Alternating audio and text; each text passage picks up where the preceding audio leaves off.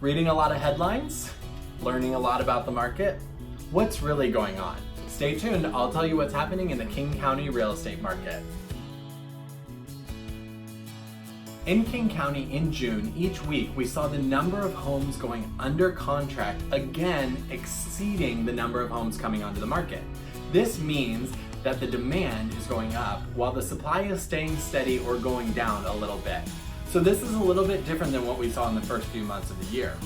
In the first few months of the year, we saw a lot of supply on the market, sitting on the market, and not a lot of demand. Now what we're seeing is that the number of homes coming on the market, or the supply, for each week in June was under 1,000 single-family homes and condos in King County. And the number of homes going under contract amongst King County single-family homes and condos was over 1,200 each week in June.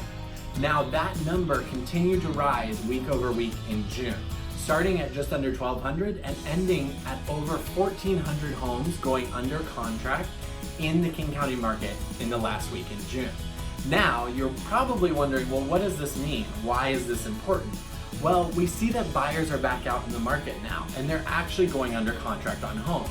There's a lot of great inventory, but not as much as we were seeing when we were seeing 1,200 homes on the market each week. So buyers are going under contract because there are great interest rates, because there are great homes on the market, and because it's sunny again in Seattle, which we all love.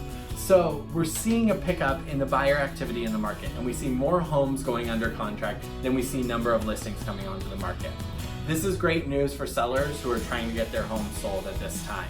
As far as our own business here at Clouse Group, we had 2 closings in the month of June. Our first closing was a home over in Bellevue that received 1 offer.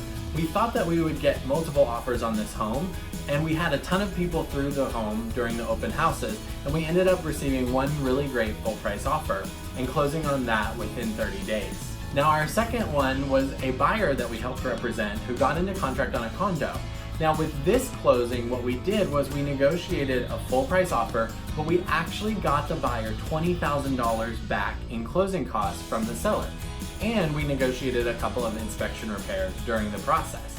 So while that buyer looks like they're paying full price, they're actually getting $20,000 back in their pocket, or not having to pay $20,000 at closing. In the Seattle market, things are looking positive. Buyers are back out in the market, interest rates are low, and more homes are going under contract than there are coming onto the market.